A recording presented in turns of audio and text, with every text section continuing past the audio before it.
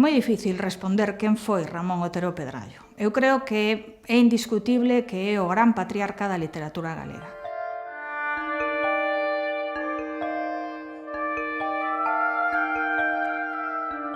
Foi un home cunha obra moi xenerosa, foi un home que nos 88 anos que viviu soubo legarnos moitísimo traballo escrito. Aí están as súas novelas, como Arredor de sí ou Os camiños da vida, pero están tamén os seus traballos teatrais, as súas pezas teatrais, os poemarios, están os ensaios, están os centos e centos de artigos que foi deixando espallados por toda a prensa galega e española da época. Constitúe un legado de valor, eu creo que é absolutamente incalculable. Todo o que fixo tiña un obxectivo final, que era a mellora da súa terra.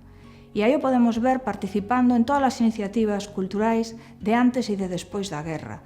Está na fundación do Seminario de Estudos Galegos, estivera antes nas actividades das Irmandades da Fala, forma parte dos primeiros homes que constitúen o Partido Galeguista, está na Real Academia Galega, e cando chega a guerra e o silencio se impón na nosa cultura, don Ramón refúxiase no silencio agardando a que cheguen tempos mellores.